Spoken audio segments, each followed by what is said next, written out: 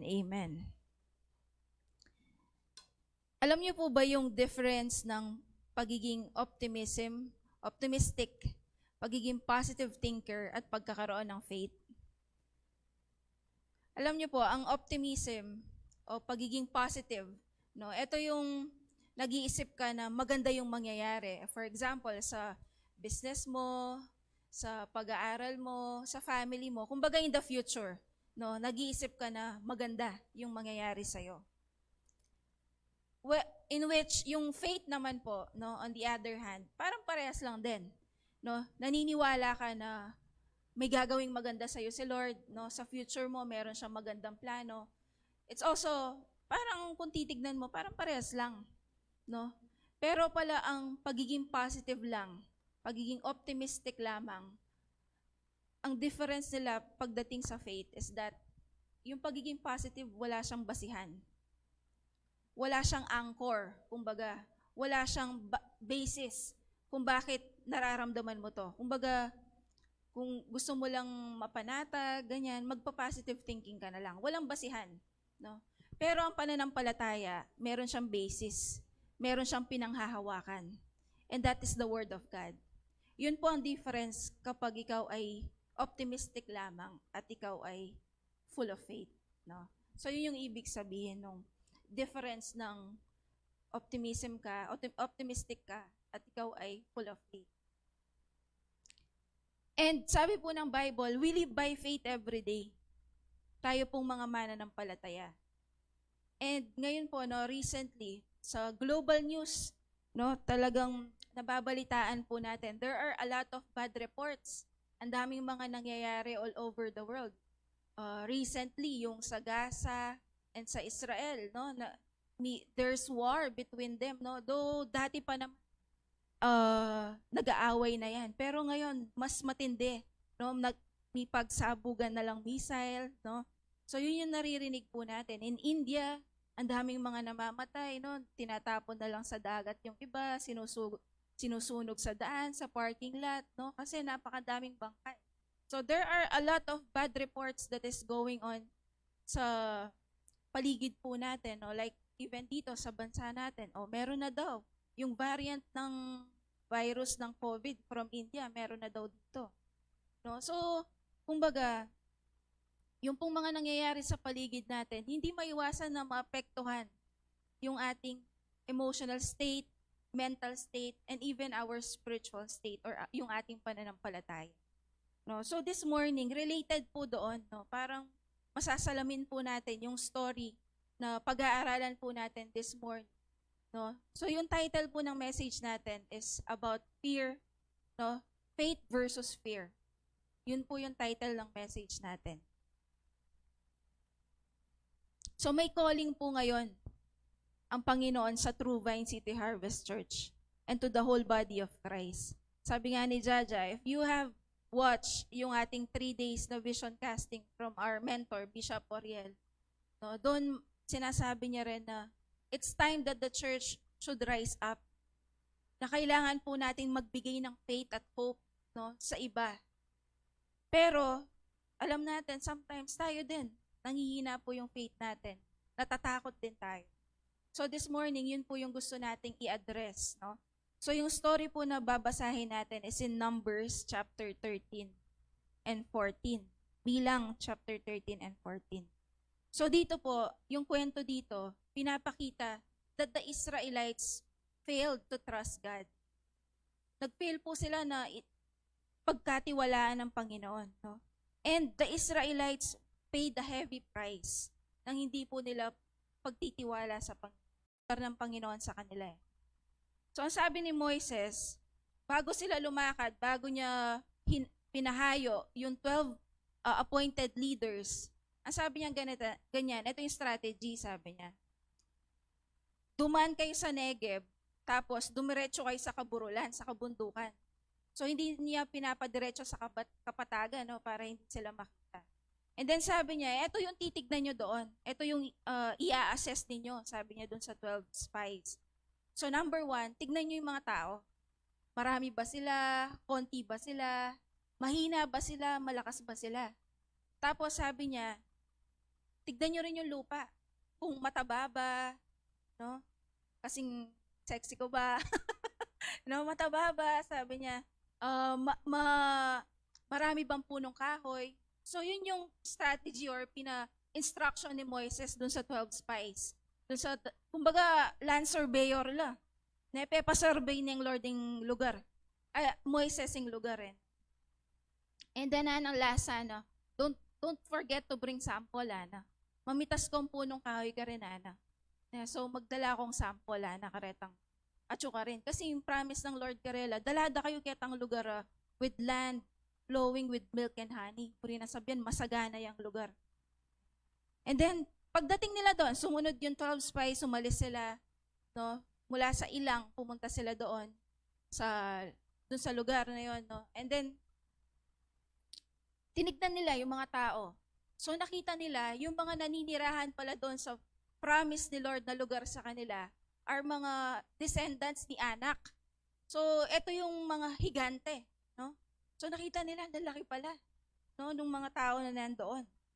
And then, kumuha din sila ng ubas. No? So yung produce na nandoon, ang sabi doon sa Bible, pagkakuha nila ng punong kahoy, yung isang buwig ng ubas, kailangan dalhin ng 2 tao. Alam niyo yung sa magtataho, yung stick, di ba meron nyo yung magkabila? So yung tao, magkabilaan sila, nasa gitna yung isang buwig ng ubas. Dahil sobrang lalaki ng mga ubas. Sobrang tataba. No? And then, after 40 days, so nakapag-survey na sila, nakapag-take note na sila, ano yung mga, so in short, meron na silang i-report after 40 days. So, pagdating nila, umalis na sila doon, bumalik na sila sa kampo nila. No? Pagdating nila, nag-report sila kay Moises, kay Aaron, at saka sa buong Israelita. No? And then, ang sabi nila on Numbers 13 verse 27, ang sabi nila, pinag-aralan namin ang lupain at natuklasan namin ito'y mayaman at masagana. So, tuya yung sasabihan ng Lord. Tutuya. Ne? Sa lahat, at masagana sa lahat ng bagay. Katunayan, ang bungang kahoy na kinuha namin doon, ng Makanyan. O yun may dalalang sample, pepakit dala karela. And then on verse 28, ngunit, Kenny, adaretang spice, ngunit, subalit tatapwat. Ngunit, malakas ang mga taga roon, uling higantile, ikit do, siguro makapamu lang metong abale. Metong mga ragulab ba to? Sabi na ganyan, ngunit malalakas ang mga taga-roon, malalaki ang lunsod, at matitibay ang mga pader. Kasi anang Moises, check yun rin nung open field ya, or nung atin niya, wala mo sabat uling kanita, di ba? Nung manalbe ako po retang, wala mo Hercules, retang kanitang kahit, itang city atin niyang pader, di ba? O itang makanita, ay makabakod ya. And then sabi na Kenny, bukod dito, naroon din ang lahi ng mga higante. Sakop ng mga Amalekites, ang Nephites, di ba 12 yun? Yung mga 10 spies na to, ang mga unang nag-report, 10 spies, they reported a bad report. No? And then, ang mapapansin po natin dito, yung mga takot na tao, madalas, magaling lang mag-explain. Magaling lang mag-persuade. Bakit I-explain ng masalese? Minsan, they are concealing their fear with statistics. Sabihan tamo, pinahanaping Bishop Oriel, ang poydad. Ala namang doktor or atsuk yung gobyerno na maglakas loob. Magaling lang mag-explain, yes. Pero they are fearful. Amen? So, kalupa Kenny, ratang 10 spies, they are so good with explaining. Itang ikit itang report But, kitang karalang explanation, in underlying cause ka rin is because they are fearful. Amen? So, Kenny, dahil sa bad report ng 10, nagreklamo yung mga Israelita, kung mababasa natin sa susunod na verses. Alam niyo po, dun sa research ko, ilang tao ang lumabas from Egypt papunta ng Promised Land? 600,000. Sabi ko kay Abe, imaginean mo ako, in teacher, 50 estudyante, nung megkaingela rin ako, matuturete What more i-aero ng Poy Moises? 600,000 lang mag-complain. Imagine niya po ito. 600,000 lang mag-complain. O ngayon mo sabi-sabetang, magsalita, maturete ako, Kenny, na ako dyan eh. Amen? Pero sila, 600,000 na nag-complain. Imagine that. Ne? Una nga na, Kenny, verse 30, tahimik ka ng Caleb. Ala pa mong mic ka nito, makanala kaya ang tinahimik. Tsaka makananula kalwat, bahila tinahimik. Tahimik ka ng Caleb. Hindi tayo dapat mag-aksaya ng panahon ng Caleb. Lusubin na natin sila sapagkat kaya natin silang gapiin no? Because that is what the Lord said Kumbaga, given na Promise na ng Lord ni Carela. Una nga na naman kayo ni verse 31. Ngunit, na naman. Ngunit, subalit, datapwat, ngunit. Di talaga natin sila kaya, malalakas sila. Lalamunin nila tayo ng buhay. Para lang tayong mga tipaklong compared sa kanila. Another translation niya po ito, pero mukhang tayong buri na sabyan. One thing sinabi na, on verse 31 to 33, inulit na niya naman. Talagyo, mga ragulo, walang tipaklong tamo mo king harapdaan. Ngayon, pagdating sa verse 14, dahil nga narinig ng 600,000 yung bad report, sabi dito, nalungkot ang buong bayan ng Israel at magdamag na nag-iyakan. Nagbulong-bulungan sila laban kina Moises at Aaron. Sila yung mga leaders nila during that time. Ang sabi nila, mabuti pang namatay na tayo sa Ehipto o kaya sa ilang kaysa tayo'y patayin ng ating mga kaaway sa lupaing pinagdalhan sa atin ni Yahweh at bihagi ng ating asawa at mga anak. Mabuti pa'y bumalik na tayo sa Ehipto. So, may kasundula kanini. Magbalik ta na mo Egypt. Mas gusto pa nilang maging slave kaysa puntahan yung pinangako ng Panginoon. Kasi, may takutan na They are so fearful. May karinig ng bad news bad report. Sabi na, nag-usap-usap sila na pumili ng isang leader na mangunguna sa kanila pagbalik. So, may rebeldila po. Again, verse 5 of chapter 14, sina Moises at Aaron ay nagpatira pa na nakikita ng buong bayan. Anaking NIV, they fell down, fell face up, Migsakabla king dalan. Nereng leader da. Uling ikit daw, magaklasa no ring 600,000. Magbalik no kano. Kita nala ka nung Egypt. Mapakano ka rin, mga lang sibuyas, hanggang alipin la. And then sabi ng verse 6, dahil sa hinagpis, pinunit ni Joshua, and Caleb, ang kanilang mga kasuotan. And then adang makanyang rengadwa, Joshua and Caleb, sinabi nila, mainam ang lupaing tiningnan namin, saganang-sagana sa lahat ng bagay. Kung malulugod sa atin si Yahweh, ibibigay niya sa atin ang lupaing iyon na mayaman at sagana sa lahat ng bagay. Huwag lamang kayong maghimagsik laban sa Kanya. Magtiwala kayo sa Kanya at huwag matakot sa mga taga roon. Madali natin silang matatalo, kasama natin si Yahweh. At ginapinan niya ang kanilang mga Diyos, kaya huwag kayong matakot. Pinita yung encouragement. Yun yung encouragement ng dalawa sa kanila. Si Joshua and Caleb, sa mga tao. So ano po yung makikita po natin, na dito sa kwento na to? This morning I wanna share, ano yung nagiging dahilan kung bakit tayo ay nagpe-fail sa pagtitiwala sa Panginoon. Kasi meron din silang naging 5 dahilan. Bakit they fail to trust God? At ano yung naging consequence? At ano yung kailangan nating gawin para matama yung faith natin? Kung ngayon ikaw ay nanghihina na, nawawala na yung faith mo and passion mo, nawawala na yung talagang fire mo, na gawin yung pinapagawa ni Lord. Mangay na yung pangarap mo, yung nabalo nung akwame pa ito. Kasi isipan mo, end of the world na yata.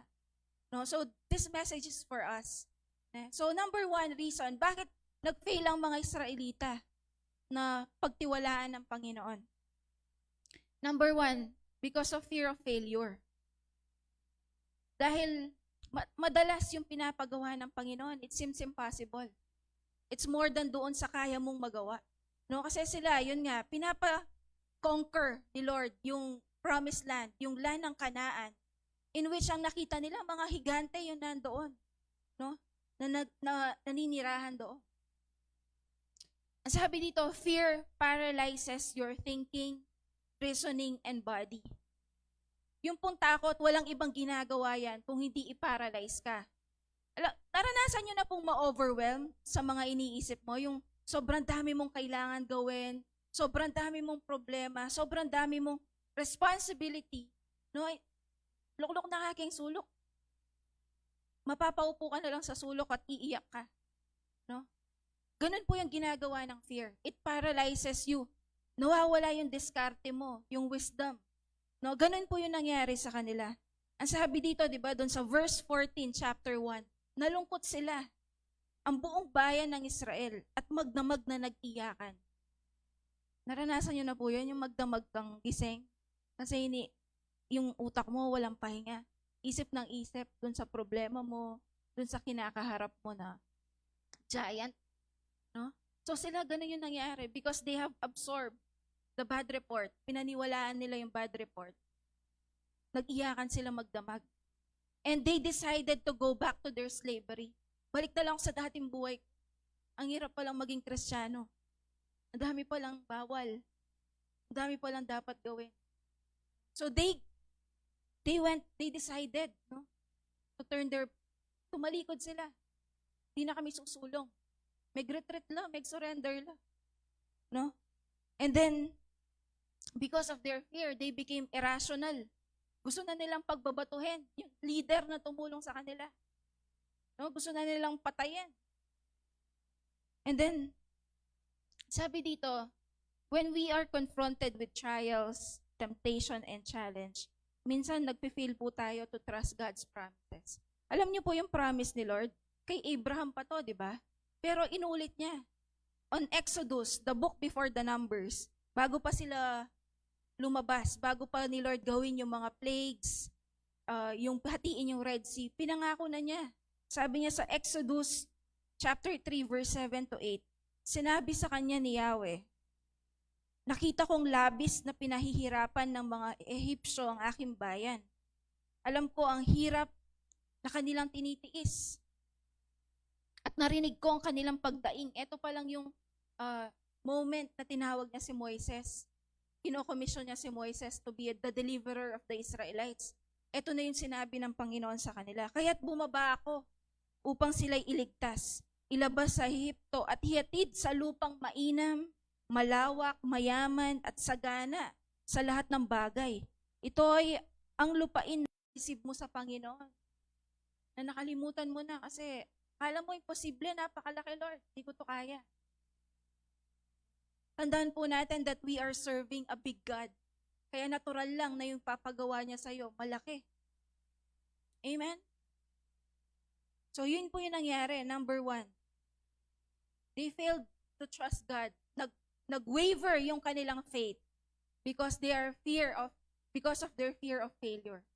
Napakahirap, Lord. Baka hindi pa man po nila sinubukan, surrender na lang tamping. Meron po ba tayong ganon moment sa buhay natin na meron pinapagawa si Lord pero hindi ka pa man nag-uumpisa, surrender ka na. So number 1, yun po yun. They failed to trust the Lord because of fear of failure. And pangalawa, because of false information. Nanghihina yung pananampalataya po natin because of false information, because of fake news. Sabi dito, don't let negative information influence you. Kapag po nagbabad tayo ngayon with the social media and internet, talagang bad news ang ma-absorb natin. Talagang mitakutan na ka. Di na naman new variant. Ka pa man may bakunahan, di na namang new variant. Mag-mutate niya yung virus. And so on and so on. So, anong ginagawa ng balita natin? So, these are negative voices that is causing us to fear, to have anxiety, fear, and worry. Alam niyo po ang sabi ng Assistant Vice President namin. Pagkatapos ng COVID, sabi niya, ang magiging in-demand na trabaho ay mga psychiatrists, mga psychologists. Bakit? Uling may baliw no rin tao because of anxiety and fear. And right now, we only have less than 1,000 psychiatrists in the Philippines.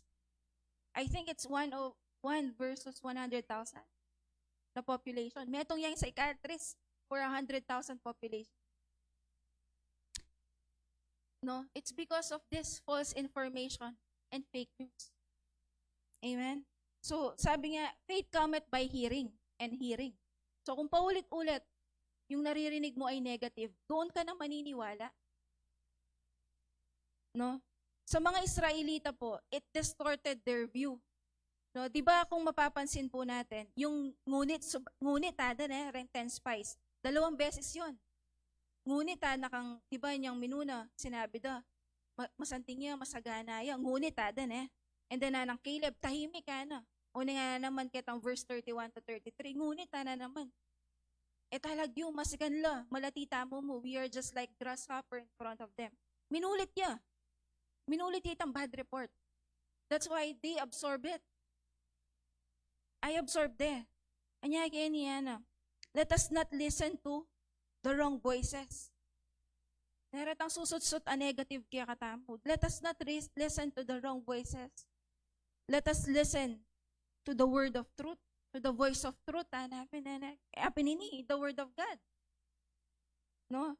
So that yung view natin in life, it will not be distorted. Kapatid, God is still in His throne. Naman mila ko ken trono yung ginong sa sambantam. God is still in control with our lives. Na ano maning malaliyaring ngayon ni Kiyatam, sometimes we are thinking, Lord, balang palala niyang palala. There's no hope.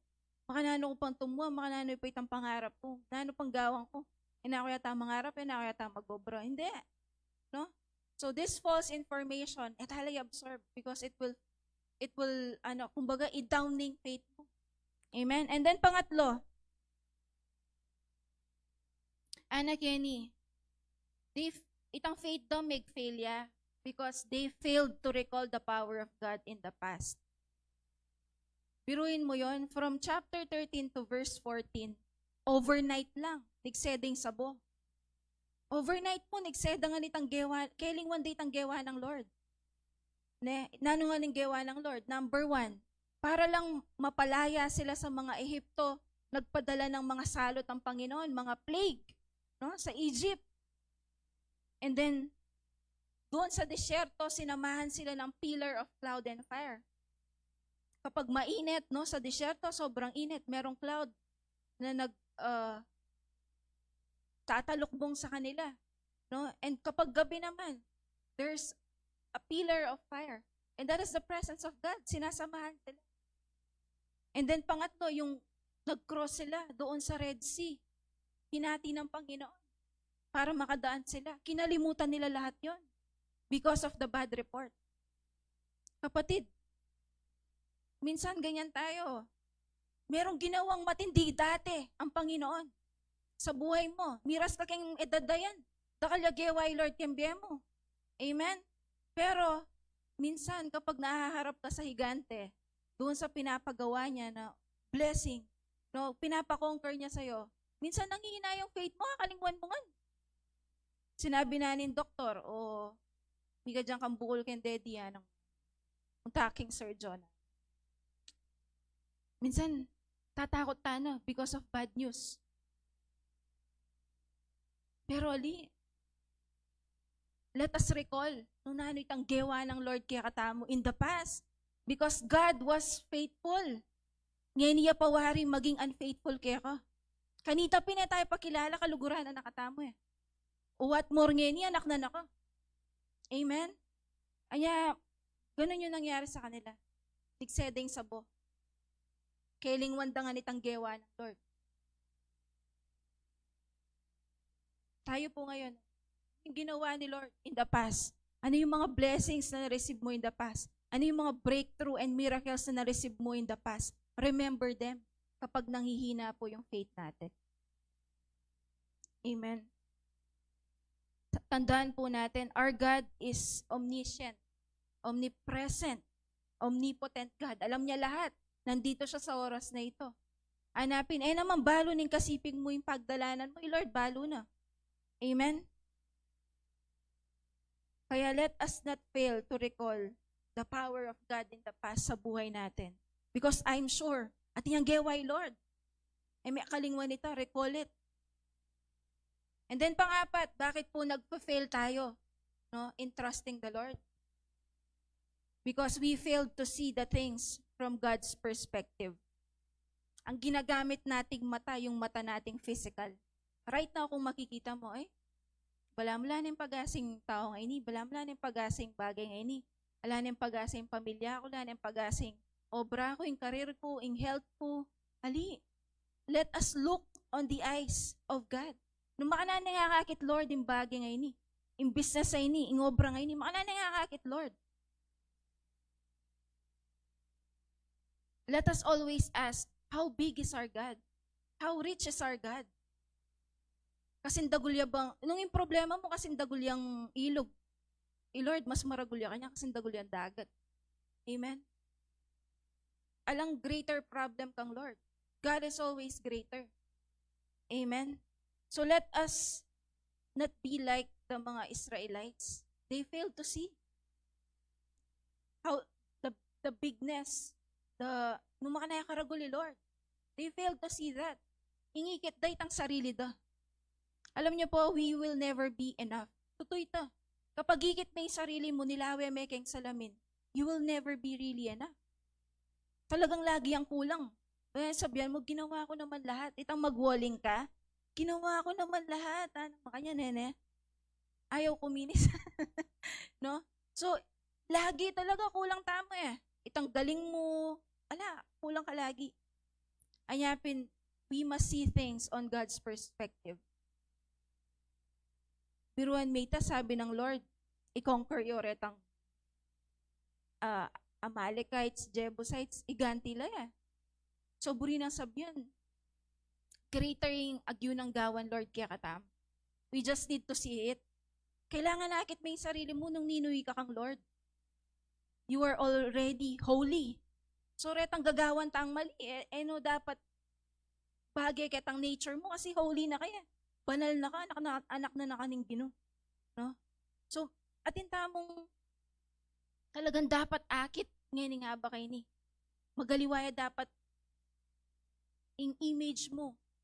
I pray that God will heal our self-image. Kala nyo ba't taya pupunta lang itang promise ng Lord? It's because we are not seeing ourselves on the eyes of God. Anak na kaning Ginoo, kaluguran ako. Amen? Nakatapa rin. Ito yung bentahi tamo karing tao na pamaniwala kang Lord. At intangin. Amen? Kaya let us not, may lalawin yung sitwasyon mo na tsunakin dulo. Because you are good. Not because okay ka. Not because magana ka. The basis na nimpa mag-provide na ning Ginoo is because of your relationship with Jesus. Amen? Because kaya bibokid yan niya. Magaling yan ni bibokid yan. Susunod siya. Aside on the blessing of the obedience, ita pang basic needs tamo, God will provide it because you have a relationship with Jesus. Amen? Kaya let us not forget that. Yeah? And then lastly, ba't mag-fail tamo? So number 1, why we fail to trust God? O bakit milalako yung faith tamo? Because number 1, sabi kaya ni, it's because of fear of failure. Pag masyado na yung maragol, yung problema mo, bala may nananayag yung Lord. Pangalawa, because of false information. Pangatlo, we are failing to recall the power of God in the past. And number 4, we fail to see things from God's perspective. And then number 5 is, we focus on the obstacles rather on God. If you have a magnifying glass o telescope, nung naning finocus na nita, ning lentina, iyang daragol. Kamukha din po sa buhay natin. Kung ano yung finofocus mo, yun yung lumalaki. Amen? Merong experiment, di ba? Yung piso, halimbawa. Pag nilapit mo siyang ganyan, tsaka yung isang piso, malayo siya. Pag titignan mo siya, ang mas malaki, yung malapit na piso sa'yo. Yung malayo, maliit siya. Kung i-apply po natin yung sa buhay natin, minsan parang nagiging maliit si Lord kasi lumalayo tayo sa Kanya eh. In which sabi nga, the Lord is our source. Kaya dapat po this morning, Let us focus on God. Huwag kang mag-focus sa tao. Huwag ka rin mag-focus sa problema mo. Focus ka lang kay Lord. Amen? Sabi nga, dito po, no, yung sa mga Israelita. Alam niyo po ba na paglabas nila sa Egypt, paglampas nila sa Red Sea, bago pala sila lumampas sa Red Sea, ang sabi ng Panginoon sa Exodus chapter 13, nang payagan na ng Faraon ang mga Israelita, hindi sa daang patungong Filistia, sa Philistine, hindi sila doon pinadaan ng Panginoon. Paglongkat ng Lord, padurot na nalo. Because sabi na Kenny, ayaw niyang ang mga Israelita ay mapasubo agad sa labanan.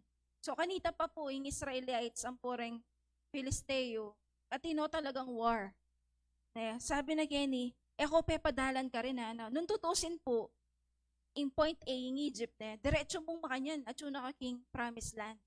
O nang dalanan da rin Philistines. So, tambing lang mi pa laban na ng makanyan. O nga na Kenny. Kaya sila'y pinaligid niya sa ilang. Natin alam, niraroute ka ng Panginoon. Padala na ako king long cut kasi ka pa ready Dahil kapag sinabi niya na agad, pero tayo kasi minsan, gusto natin shortcut, di ba po? Tambing makanya, no? Sanay takit ang instant. Burita mo, tambing malalyari itang pagprita mo. Pero God is preparing us on the promised land. Amen? God is preparing us on the promised land. Pwedeng spiritual blessings yan, mga life group, sa finances mo, sa business mo, sa anak man, kung nagpe-pray ka ng anak. Lahat, God is preparing us. Alam ng Lord kung hindi ka pa ready. Padala na nakakita ang long cut. Amen? So we just really need to trust God and focus on the promises of God.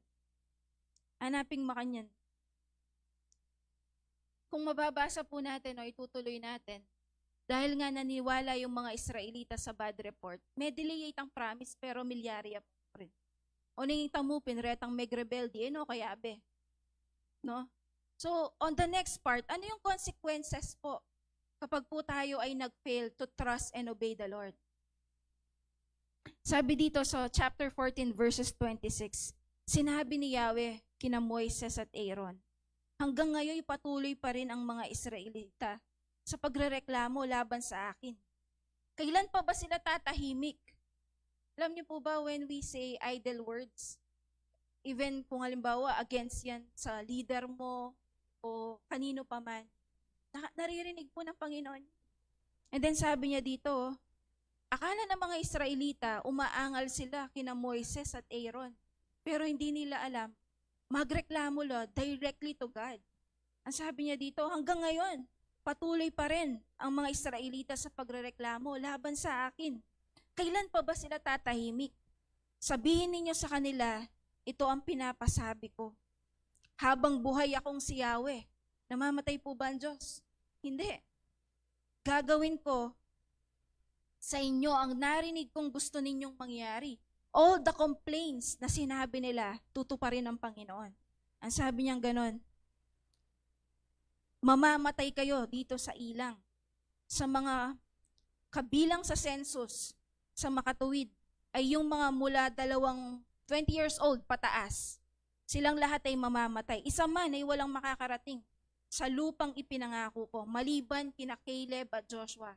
Because they had trusted the Lord Sila lang ang, so makita po natin dito, not all majority are correct. Diba sa atin, madalas nagde-decide tayo when majority ay nagko-conform. Pero dito sa story po na ito, yung dalawa, sila ang tama. No? So, ang makakarating lamang doon ay ang inyong mga anak na sinasabi ninyong mabibihag ng kaaway. Yun kasi yung reklamo nila Ayaw nilang mamatay o mabihag yung kanilang mga asawa at mga anak. Pero ang sabi ng Panginoon, sila lang ang makakarating. Ang mga anak ninyo ay magpapalaboy-laboy rito sa loob ng 40 taon hanggang hindi kayo namamatay lahat. Ito ang kabayaran ng inyong hindi pagsasampalataya. Ang 40 araw na pinagmanman ninyo sa lupaing iyon ay tutumbasan ko ng 40 taon ng paghihirap upang madama ninyo ang aking puot sa loob ng panahong iyon.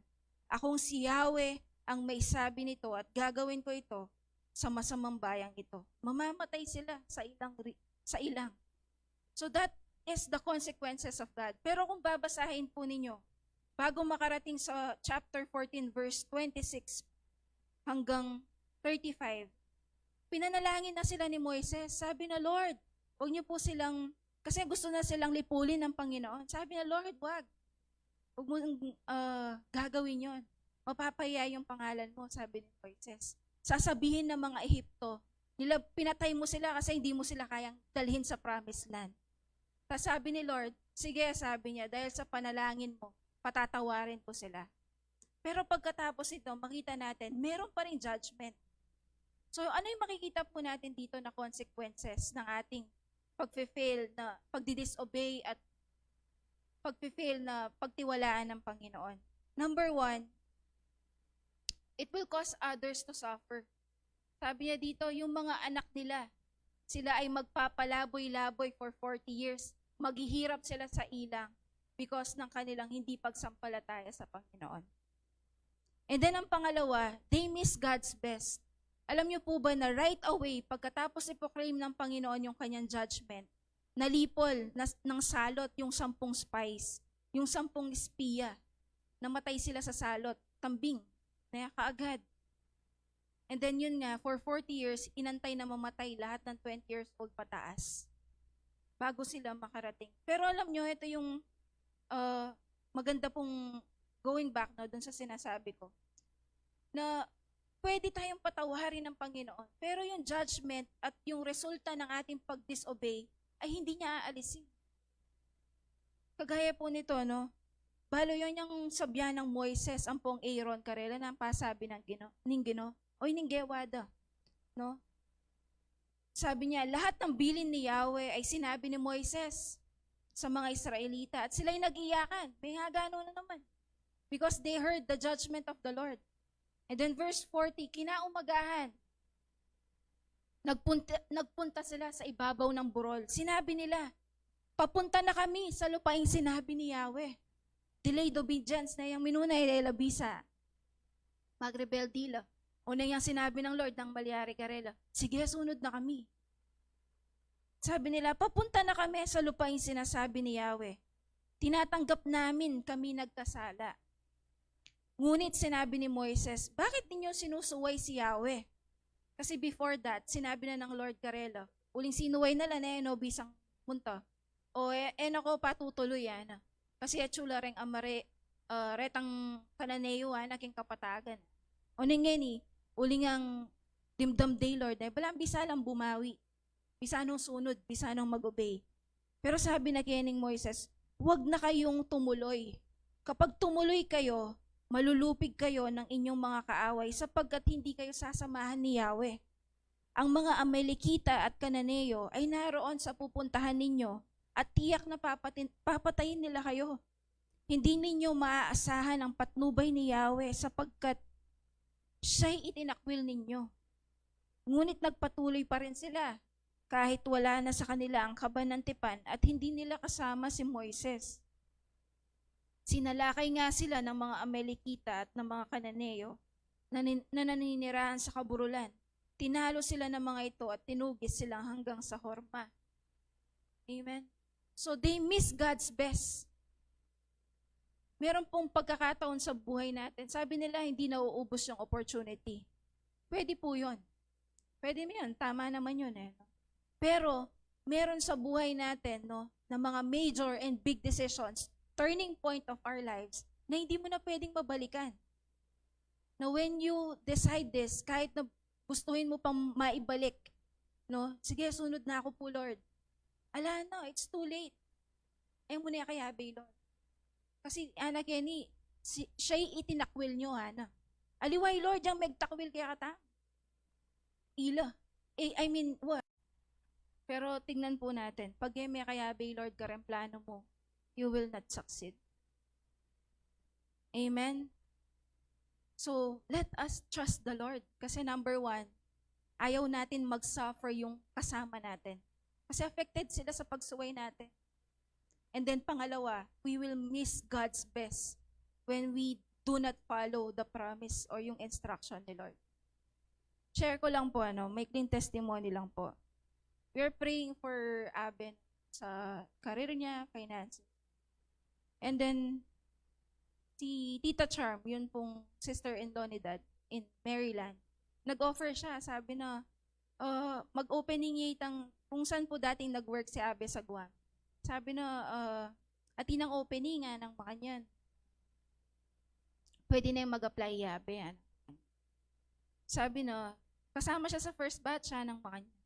Anyang minuno, sinabi na, Abe king first batch. Uning, ay Abe ng Makanyan, second batch na nga pala. Kasi itang bapamihan. Yan na palang minuna. O sabi ming Makanyan, okay po aming Makanyan. Ating kaya papuntay mag-pray aming Makanyan. Nung mag-stay or mag-go yan. Sabi ming Makanyan, nung kayo mong isip mi, masanting yung opportunity manakita niyan dollars. Kenny, yung pa nakita na pa, lawan, suling OJT pa mag-AutoCAD dyan. Sabi ko Makanyan, nung lalawin good opportunity yan, masanting yan.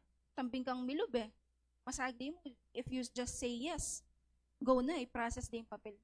Pero we prayed and then we asked word from the Lord. Yung minu naming word from the Lord, do not despise small beginning. May mamalit siya na itang simula mo. So sabi, may kaya pa rin convince may kaya kami, may pros and cons kami. May plano kami. Naning benefits kapag may hoyo, naning benefits pag ko, naning bad effect nung ko, retang makanta pros and cons. And then, habang makiramdam kang Word of God, itang kang Book of Acts, karin, anyang nung palitan, si Judas, kasi nagpakamatay, no? Doon, ang ginawa nila, nagpray sila, tapos nagbunutan sila doon sa dalawang pipilian kung sino yung magiging kapalit. So, nagpray sila, Lord, na let your will be done. Kung sino po yung mabubunot namin dito, yung kapalit ng Judasan. So, sabi ko, why not? Try tamo akong makanyan kasi tinaking word. Pagkay na kayamang wisdom nung nalaret ang pros and cons. And then, pangatlo, itapin. Then, try me. Na, on the same paper, sa papel, kami, bunutan kami, go or stay. So, bumunot siya, bumunot ako. So, nung una, sabi mo, mag-pray ka pa po. Mag-pray kami. Kasi sabi mi, Lord, we want a clear instruction from you. Tinaking word, dating king papel, ketang wisdom o knowledge na diskarte na balo miya. Pero Lord, we want a clear sign, a clear confirmation na. So, nag-pray kami, and then sa kwarto, tata kaming magbunot. Kasi sa puso namin, gusto namin, buring makoy Buring mi makoy Kasi tingkang pangarap tingkang buring I achieve kem BME na apat alakad may tambalemi, ang makanita. So, mangarap kami. And then, itapin po mag-pray kami. And then, minuna yung binunot. Parehas tuklip. Kumbaga talagang identical na rin papel. Bakante, kaya makapamurait. So, magbunot yan buring buklat. Ayun bikla, kaya ba ang tabalo ko nung nanaytang kaya, go or stay yan So, kabuklat ko kayong ako, go So, buri na sabi nga bunot na, stay. Ay, sabi ko, aliyan po may kamali ka. Subukan tayo ulit ako mga yan. Subukan tayo ulit ako. Yan naman po trip na pa si Bayo kay, ko naman, it's my turn, nang pumili ko. Kaya makapikit ko ba ang tapo, walang bias Talagang, sabi ko, Lord ako, confirmation na ako pa kanya. Yak pong binunot. Kay kalawi ako, stay. Stay ulit. And then, siguro ako nagkamali. Binunot kami pa si Bayo. Pangatlong beses. Ni Lord, stay, Lord. It's like wala mo, one decision na magstay ka. Sige, mga yan. And then, we inform Tita Char so that ala na kaming chance na magpalit desisyon. Kasi balo mi pagpelang batan mi ito, matempt kami na mag-go Kasi itimburi niya. Pero itapin, when we decided na, sige, magstay na kasabihan tamo, there's peace in our hearts. You know that it is God when you have peace. Katang making decision. So ito po itang kaya na, sabi ko pin, yes, we do not know what the future holds. Ngayon niya, kung mga yan, allowance siya yung tatanggapan mo, mga yan, alang clear. There's no clear path. Pero happen tayong faith may balo itang future mo, pero balo mo, who holds your future? Amen? Kanya, as we conclude, ay ning application tam. Number 1, it's time to consecrate. It's time to align our will kay tamburi ng Lord. Alim mo itang burita mo nung alitang buri ng Lord. Diyos, nakita po ng amazing things sa buhay po natin, personal life po natin, sa church na ito. It's time for us to consecrate. And then pangalawa, let us ask God, sabi na kaya ni Numbers 14:24, but my servant Caleb has a different spirit and follows me wholeheartedly.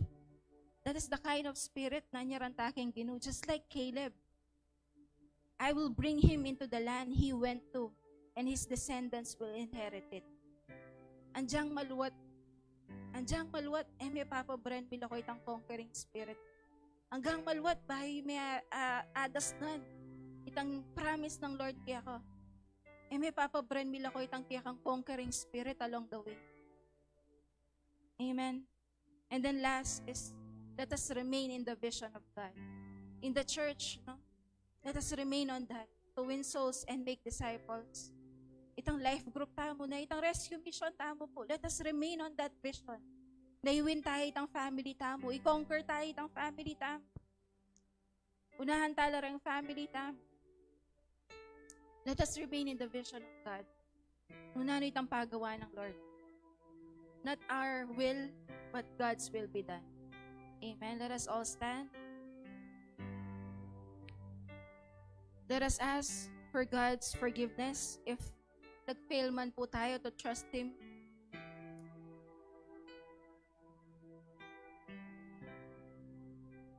Hallelujah, Lord Jesus. Panginoon, nagpapakumbaba po kaming lahat sa inyo. Alam po namin, Lord, may katigasan ng ulo po namin. Merong mga panahon na hindi po kami sumusunod sa iyo kasi tingin namin, mas alam namin, mas ito yung nakakabuti sa paningin namin. Patawarin niyo po kami na nag-die down ang aming faith sa inyo. Nag-fail po kami na pagtiwalaan ang pangako mo. Patawarin niyo po kami, O Lord God, na kami ay nagdepende sa sarili lamang po naming alam at understanding. Panginoon, patawarin niyo po kami. Right now, Lord, ina-appoint po namin, nire-reaffirm po namin, Panginoon, yung aming faith sa inyo, Lord. Tulungan niyo po kami, O Lord God, to believe your promises, na hindi niyo po kami pababayaan, na hindi niyo po pababayaan, Lord, ang iyong mga anak. Hindi ka po nagkukulang, Panginoon. At alam mo, Lord, kahit long cut, kahit matagal, alam mo kung ano yung mas nakakabuti sa amin. Kaya, Lord, tulungan niyo po kaming totoong manampalataya, sumunod sa iyo, Panginoon, para maiwasan po namin yung judgment, maiwasan po namin yung mapahamak kami, Panginoon, at hindi kami magsaksit. Lord, tulungan niyo po ang aming mga plano sa buhay.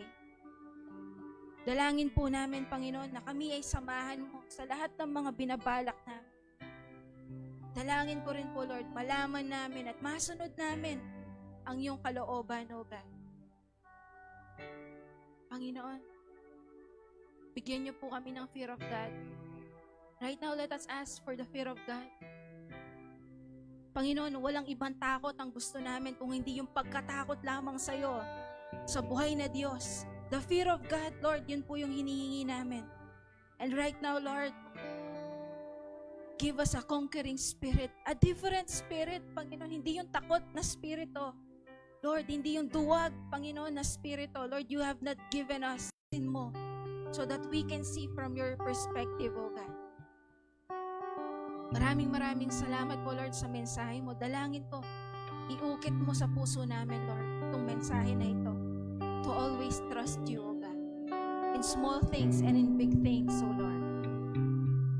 Maraming salamat po, Panginoon. We praise you and we glorify you. This we pray in Jesus' name.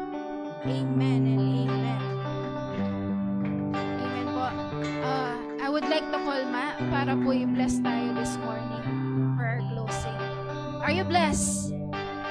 Ay, si Dad po pala. Magsasalita po si Dad. Are you blessed? God is good. And all the time, God is good.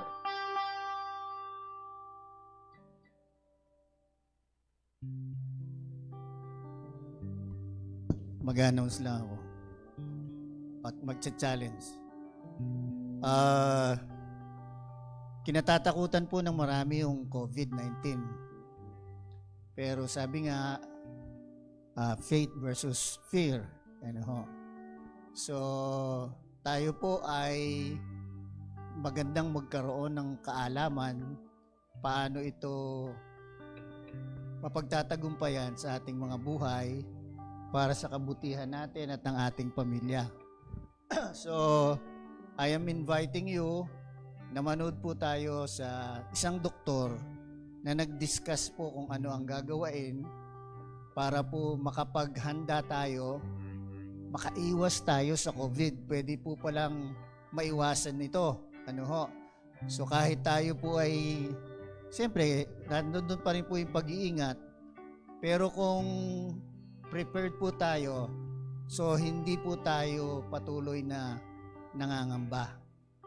So kaya po sa Martes ng gabi, I am inviting you, panoorin po natin yung video niya para makapaghanda po kayo or matuto tayo na magkaroon ng pagdepensa sa COVID-19. Ano po? Iba na po yung handa kaysa po doon sa kung kailan doon na tayo, doon tayo hahanap ng solusyon. Ano ho? So preventive, sabi nga, is more better than cure. Ano ho? Milyon po ang ginagastos pag na-hospital. Kaya po, yung isang gabi na mag-gather po tayo dito para malaman natin ano yung gagawin natin, malaking tulong po yun sa atin. So yung time po, pwede po kayo ng 6 o'clock. 6 o'clock, yes, PM, siyempre. 6 o'clock po para mapanood natin yung, siya po ay pastor ngayon, but at the same time, siya po ay nag-practice ng pagiging Doctor of Medicine for 13 years. Ano? Kaya lang tinawag po siya ng Panginoon para maging pastor. Si Pastor Mervin o Dr. Mervin. So, maganda po mapanood natin para makapaghanda tayo. Para tayo po ay makabuo din ng, kung hindi man medical team, dahil wala naman pong incline sa atin talaga sa medicine, ay at least alam po natin yung mga gagawin po natin paano tayo magkakatulungan. Yun lamang po.